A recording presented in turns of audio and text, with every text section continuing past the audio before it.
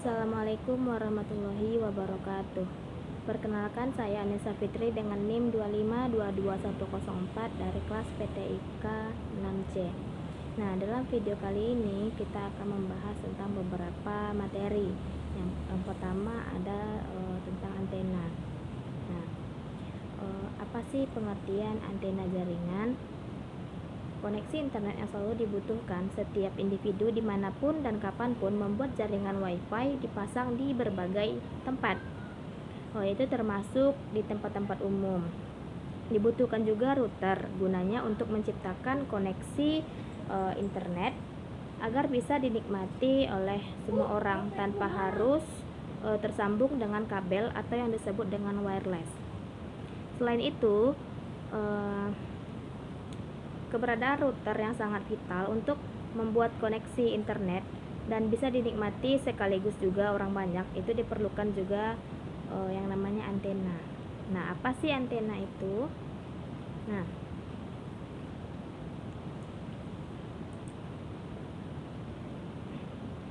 antena ini tidak kalah penting juga untuk kita ketahui. Nah, sebelum kita mengetahui tentang pengertian dari antena ini merupakan jaringan antena ini merupakan sebuah istilah yang merujuk pada benda dengan resonansi. Pada benda tersebut juga disebutkan dan terdapat rangkaian resonansi biasa yang memiliki ukuran komponen pendukung. Dengan adanya komponen tersebut, rangkaian elektronik yang akan memberikan hasil optimal dan digunakan untuk menerima dan mengirim gelombang disebut dengan elektromagnetik. Antena ini juga memiliki beragam wujud, dimulai dari seutas kabel, dipole ataupun yagi dan lain-lain. Antena adalah sebuah pasif tanpa catu daya atau power yang tidak bisa meningkatkan kekuatan sinyal dari radio, juga seperti reflektor pada lampu senter tersebut. Tergantung pada pemakaian juga pengguna frekuensinya. Nah, untuk itu kita harus memilih jenis-jenis antena yang penting sehingga penggunaannya juga dapat sesuai dengan kebutuhan serta optimalisasi fungsi secara maksimal.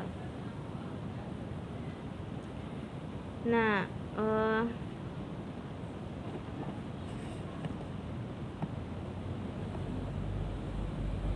untuk definisi dari antena itu sendiri, antena merupakan suatu perangkat atau struktur yang digunakan untuk mengubah sinyal listrik menjadi gelombang elektromagnetik dan sebaliknya. Dalam konteks sistem komunikasi nirkabel, antena adalah komponen utamanya yang memungkinkan pengiriman dan penerimaan data secara tidak langsung atau tanpa kabel. Secara sederhananya begini, antena ini bisa dianggap sebagai jembatan antara dua listrik dan dunia gelombang. Ia berfungsi sebagai alat pemancar atau transmitter atau penerima sebagai receiver sinyal radio. Kalau secara teknisnya begini, secara teknis antena adalah konduktor logam atau susunan logam yang dirancang khusus untuk merespon gelombang radio pada frekuensi tertentu. Ketika sinyal tersebut berfrekuensi tinggi diberikan ke antena, maka antena akan memancarkan energi tersebut dalam bentuk radiasi elektromagnetik ke udara. Dan sebaliknya, antena juga bisa menangkap energi elektromagnetik dari lingkungan dan mengubahnya menjadi sinyal listrik. Nah, untuk prinsip kerja dari sebuah antena ini bekerja berdasarkan prinsip elektromagnetik, terutama hukum Maxwell. Ketika arus bolak-balik mengalir pada konduktor atau antena, arus ini menciptakan medan listrik dan medan magnet yang berubah secara periodik. Kombinasi dari dua medan ini menghasilkan gelombang elektromagnetik yang bisa menyebar ke luar melalui udara. Gelombang tersebut bergerak dalam kecepatan cahaya dan bisa merambat dalam berbagai medium seperti udara, ruang hampa, bahkan air. Nah, Di sisi penerima, gelombang elektromagnetik ini ditangkap oleh antena lain yang diubah kembali menjadi sinyal listrik yang bisa diolah menjadi lebih lanjut. Nah, ada beberapa jenis antena. Antena ini beragam, tergantung pada tujuan penggunanya, bentuk fisik, arah radiasi, dan frekuensinya. Kalau menurut arah radiasinya, antena itu terbagi menjadi beberapa macam. Yang pertama ada antena omnidireksional atau segala arah, memancarkan sinyal secara merata ke segala arah dalam bidang horizontal. Contohnya antena radio FM, antena WiFi standar, cocok untuk area yang membutuhkan cakupan sinyal luas. Yang kedua ada antena direksional atau searah, memfokuskan pancaran sinyal ke satu arah tertentu. Contohnya antena Yagi, antena parabola, dan antena grid, digunakan dalam komunikasi jarak jauh dan sistem point to point. Ada antena semi direksional, yaitu kombinasi antara omnidireksional dan direksional. Contohnya antena panel atau antena pad. Kalau secara bentuk fisik, antena yang pertama ada antena dipole, terdiri dari dua elemen logam panjang, biasanya digunakan dalam komunikasi dasar, contohnya antena TV analog. Kemudian yang kedua ada antena monopole, bervariasi dari dipole, hanya satu batang dan menggunakan tanah sebagai referensi, banyak dipakai di radio komunikasi mobil. Yang ketiga ada antena Yagi-Yuda, memiliki satu elemen aktif. Selanjutnya ada antena parabola. Ini menggunakan permukaan parabola untuk memfokuskan gelombang radio, sangat direksional dan memiliki gain yang tinggi, digunakan untuk satelit, radar, dan astronomi. Sedangkan untuk fungsinya, antena ini bisa diklasifikasikan berdasarkan pita frekuensi kerja. Contohnya ada VLF atau Very Low Frequency, yaitu kurang dari 30 kHz. Yang kedua ada LF atau Low Frequency, 30 sampai 300 kHz, dan MF Medium Frequency sekitar 300 sampai 3000 kHz. Contohnya radio AM. Yang keempat ada HF atau High Frequency, 3 sampai 30 MHz. Kemudian untuk manfaat antena dalam kehidupan teknologi, antena ini berperan penting untuk mendukung berbagai kehidupan, baik pribadi, industri, hingga militer. Manfaat diantaranya ada komunikasi nirkabel. Tanpa antena tidak ada komunikasi radio, televisi, telepon seluler, atau wifi. Teknologi seperti 5G, LTE, dan IoT tergantung penuh pada sistem antena yang canggih. Kemudian untuk navigasi dan transportasi, sistem GPS dan radar menggunakan antena untuk pelacakan lokasi dan arah,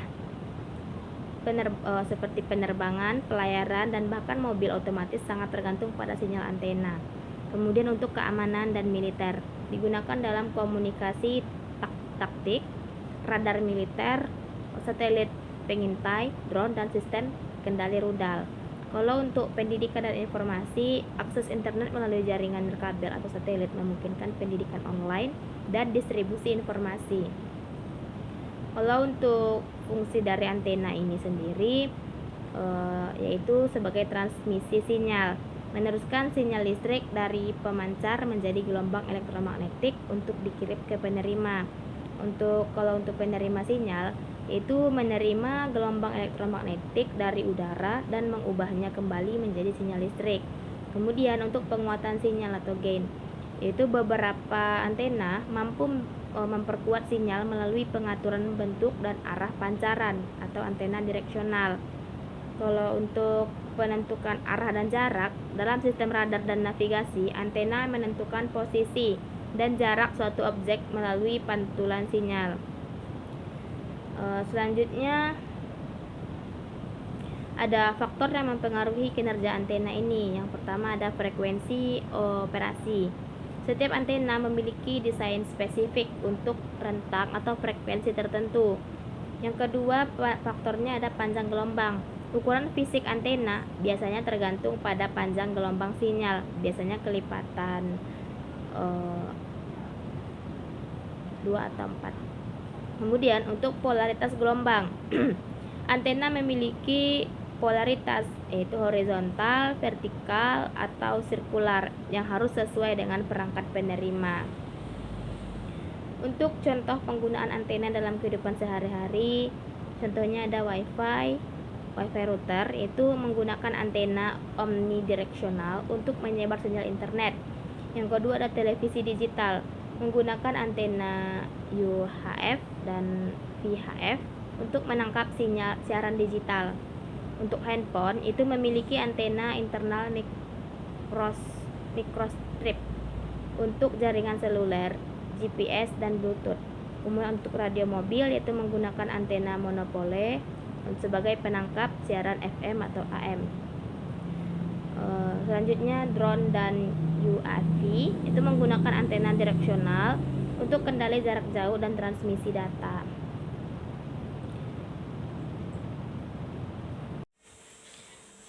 Selanjutnya ada pembahasan tentang internet satelit. Internet satelit ini adalah layanan akses internet yang menggunakan satelit komunikasi sebagai media transmisi data antara pengguna, yaitu user terminal dan penyedia layanan internet. Teknologi ini memungkinkan koneksi internet di lokasi yang sulit dijangkau oleh infrastruktur kabel seperti fiber optik atau DSL, seperti di daerah pedalaman, pegunungan, pulau terpencil, atau wilayah perairan. Komponen dari internet satelit ini adalah yang pertama, ada satelit komunikasi, yaitu berfungsi sebagai penghubung antara stasiun bumi atau ground station dan pengguna. Kemudian ada yang kedua, biasanya berada di orbit geostasioner atau GEO, medium orbit MEO, dan low earth orbit. Kemudian untuk stasiun bumi atau ground station atau gateway. Fasilitas darat memiliki penyedia layanan yang berfungsi untuk menghubungkan satelit ke infrastruktur internet global. Selanjutnya terhubung ke backbone internet melalui fiber optik. Selanjutnya ada router atau perangkat pengguna. Digunakan untuk menyebarkan koneksi internet ke perangkat seperti komputer, smartphone, atau smart TV. Tujuan dari internet satelit ini adalah yang pertama, memberikan akses internet di daerah terpencil atau tidak terjangkau infrastruktur kabel. Kemudian mendukung komunikasi darurat saat infrastruktur darat rusak atau terjadi bencana alam. Selanjutnya menyediakan akses global tanpa batas geografis. Kemudian mendukung mobilitas tinggi, misalnya untuk kapal laut, pesawat udara, dan kendaraan militer. Untuk manfaat dari internet satelit ini, yang pertama ada cakupannya luas, bisa menjangkau area yang sangat luas, bahkan hingga wilayah terpencil atau laut lepas. Kemudian, yang kedua, tidak bergantung pada infrastruktur darat. Cocok untuk wilayah yang tidak memiliki jaringan kabel atau fiber.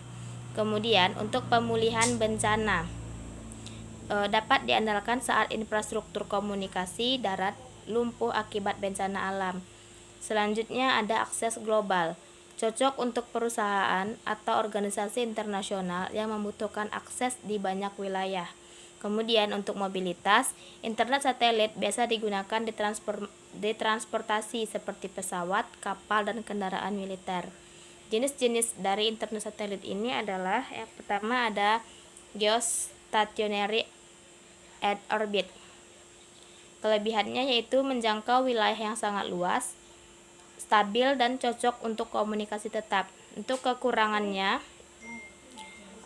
kurang cocok untuk game atau panggilan real time. Kemudian biaya peluncurannya tinggi.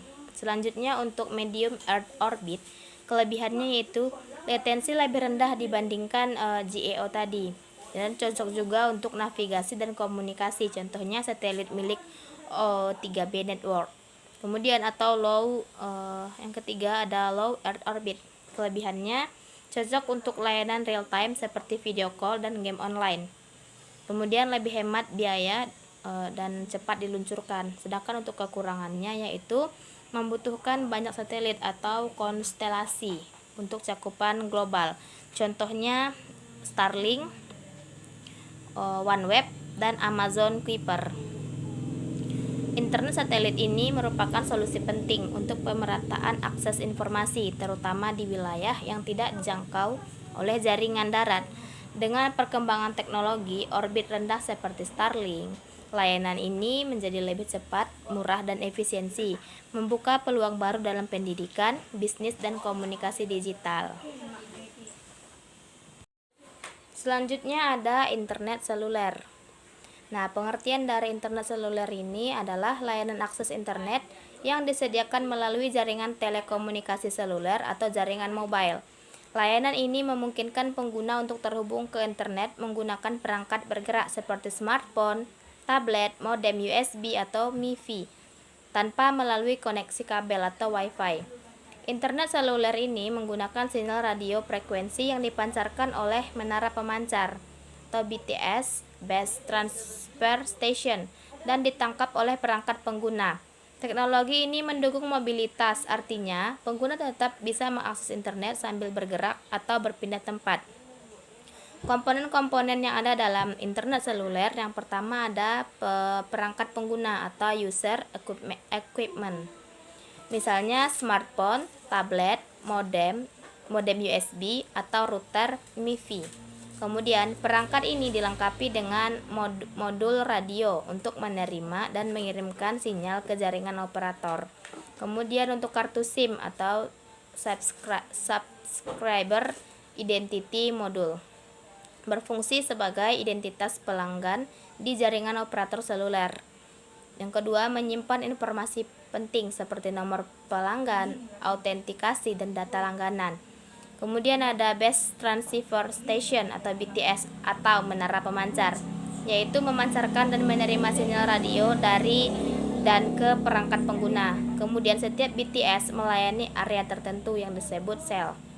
Selanjutnya ada Mobile Switching Center atau MSC, berfungsi mengatur komunikasi dan lalu lintas data antar BTS serta ke jaringan luar seperti internet, PSTN, dan lain-lain, dan mengelola perpindahan pengguna antar sel atau handover. Yang selanjutnya ada Packet Core Network, yaitu jaringan inti yang menangani pengiriman data internet. Pada teknologi 4G, 5G, komponen pentingnya adalah Evolved Packet Core atau 4G Core. Kemudian ada gateway ke internet, merupakan titik keluar dari jaringan operator ke jaringan internet global. Nah, disinilah data dari pengguna disalurkan ke situs web atau aplikasi dan layanan cloud. Fungsi dari internet seluler ini yang pertama menghubungkan pengguna ke internet, yaitu mengakses situs web, aplikasi, media sosial, email, dan layanan cloud dari mana saja. Kemudian ada mobilitasnya tinggi, yaitu pengguna bisa tetap terhubung saat berpindah lokasi, baik di dalam kota, antar kota, bahkan saat bepergian. Kemudian untuk komunikasi modern, yaitu mendukung layanan VoIP, video call, chat, dan streaming melalui jaringan internet. Kemudian pembangunan infrastruktur digital, membantu mempercepat transformasi digital di berbagai sektor seperti pendidikan, kesehatan, pertanian, dan perdagangan. Ada manfaat dari internet seluler. Yang pertama, akses mudah dan praktis. Pengguna dapat mengakses internet di mana saja dan kapan saja tanpa tergantung koneksi kabel atau Wi-Fi. Kemudian menjangkau wilayah luas, cocok untuk daerah yang belum memiliki jaringan kabel atau fiber optik, terutama dengan teknologi 4G dan 5G. Kemudian untuk biayanya itu terjangkau.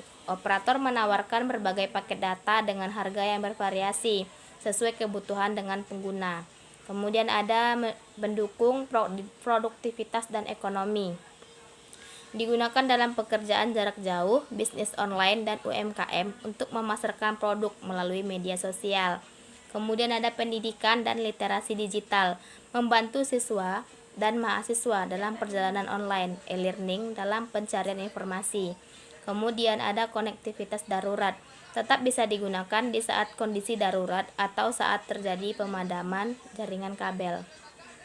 Jenis-jenis internet seluler ini berdasarkan generasi jaringan. Yang pertama ada 2G atau second generation. Fokus utamanya pada komunikasi suara dan pesan teks atau SMS. Internetnya lambat dan terbatas, cocok untuk browsing ringan dan email teks. Ada 3G atau third generation. Mulai mendukung internet yang layak termasuk video streaming, panggilan video dan aplikasi online. Selanjutnya ada 4G, internet cepat untuk streaming HD, game online dan video conference telah menjadi standar umum di banyak negara. Kemudian ada 5G atau fifth generation, mendukung koneksi perangkat yang sangat masif secara bersamaan. Yang sedang dikembangkan yaitu 6G, yaitu masih dalam tahap riset dan pengembangan. Diperkirakan mulai diterapkan secara luas sekitar 2030 dan menargetkan kecepatan di atas 1000 Gbps, integrasi penuh dengan AI dan jaringan satelit. Nah, internet seluler ini sangat menjadi tulang punggung konektivitas digital di era modern. Dengan kecepatan yang terus meningkat dan jangkauan yang semakin luas, layanan ini tidak memenuhi kebutuhan individu dan komunikasi dan hiburan, tetapi juga berperan dalam membangun perekonomian digital, pendidikan jarak jauh, dan transformasi sosial. Nah, kemajuan menuju 5G atau bahkan 6G akan membawa lompatan besar dalam cara manusia dan mesin berinteraksi, mempercepat adopsi teknologi seperti IoT, AI terhubung ke internet, dan realitas virtual dalam kehidupan sehari-hari. Selanjutnya ada jaringan ad hoc. Jaringan ad hoc adalah jenis jaringan nirkabel atau tanpa kabel yang terbentuk secara spontan tanpa infrastruktur jaringan tetap seperti router, access point, atau switch. Dalam jaringan ini, setiap perangkat yang terhubung berfungsi sebagai node mandiri yang dapat mengirim, menerima, dan meneruskan data ke node lain secara langsung. Ciri utama dari jaringan ad hoc adalah desentralisasi. Tidak ada pengontrol pusat seperti perangkat misalnya laptop, smartphone, atau perangkat IoT. Dapat langsung berkomunikasi dengan perangkat lain dalam jangkauan dan bisa juga bertindak sebagai perantara untuk mengirimkan data ke perangkat yang lain yang berada di luar jangkauannya langsung. Untuk jenis-jenis ad hoc ini ada mobile ad hoc network atau MANET, digunakan oleh perangkat mobile seperti smartphone, tablet, dan laptop. Kemudian ada node dalam MANET ini dapat berpindah tempat, sehingga topologi jaringan bisa berubah-ubah secara dinamis. Kemudian banyak digunakan dalam militer, misi penyelamatan, atau lokasi tanpa infrastruktur lengkap. Kemudian yang kedua ada wireless mesh network. Setiap node berfungsi sebagai repeater dan dapat meneruskan data ke node lain. Biasanya digunakan untuk memperluas jangkauan jaringan Wi-Fi dan secara fleksibel. Kemudian bisa terdiri dari node tetap dan mobile. Kemudian ada vehicular ad hoc network atau VANET, digunakan untuk kendaraan untuk berbagai informasi lalu lintas, cuaca, atau keselamatan. Memungkinkan komunikasi antara kendaraan dan kendaraan ke infrastruktur jalan. Selanjutnya ada sensor ad hoc network, terdiri dari banyak sensor kecil yang mengumpulkan dan mengirim data ke mode pusat. Kemudian digunakan dalam aplikasi lingkungan, pemantauan industri, kesehatan, pertanian, dan keamanan. Yang terakhir ada Flying Ad Hoc Network atau VANET. Ini digunakan oleh drone untuk berkomunikasi dalam formasi terbang dan misi pemantauan. VANET ini bersifat sangat dinamis karena drone bisa bergerak cepat. Selanjutnya ada fungsi jaringan ad hoc. Yang pertama, menghubungkan perangkat secara langsung. Ini memungkinkan perangkat untuk berkomunikasi tanpa melalui infrastruktur pusat seperti router dan BTS. Kemudian pembentukan jaringan darurat, digunakan untuk komunikasi cepat di wilayah yang tidak memiliki jaringan tetap seperti di daerah bencana atau zona konflik. Kemudian berbagi data lokal, cocok untuk transfer file antar perangkat di area terbatas seperti ruang rapat, kelas, atau kampus. Selanjutnya tujuan dari penggunaan jaringan ad hoc ini, yang pertama, fleksibilitas dan mobilitas, diciptakan untuk di situasi di mana jaringan harus dibentuk dengan cepat, fleksibel, dan dapat bergerak.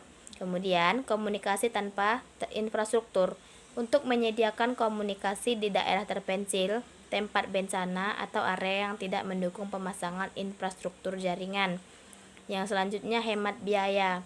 Tidak memerlukan perangkat keras jaringan yang mahal, misalnya router, kabel, switch, sehingga cocok untuk skenario low cost.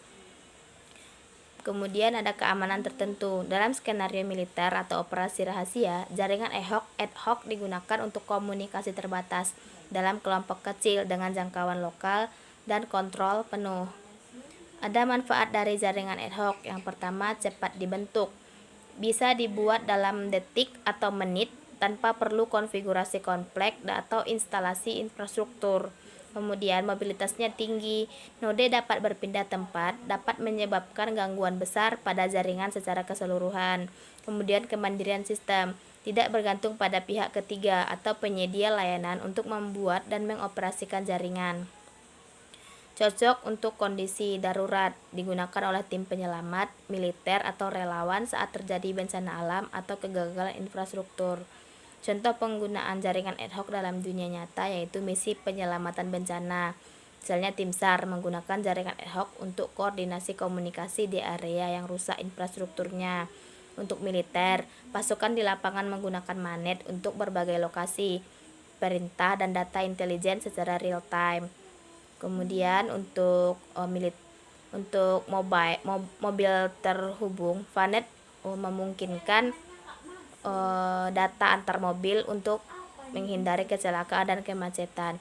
Jadi jaringan ad hoc ini adalah jaringan yang fleksibel, cepat dibentuk, dan tidak memerlukan infrastruktur tetap, menjadikannya sangat ideal untuk situasi darurat, kondisi lapangan, atau lingkungan dinamis dengan berbagai jenis dan aplikasi seperti manet atau VANET. Teknologi ini berperan penting dalam komunikasi modern, terutama di era IoT dan smart environment. Mungkin cukup sekian yang dapat saya sampaikan. Salah dan janggal saya mohon maaf. Wassalamualaikum warahmatullahi wabarakatuh.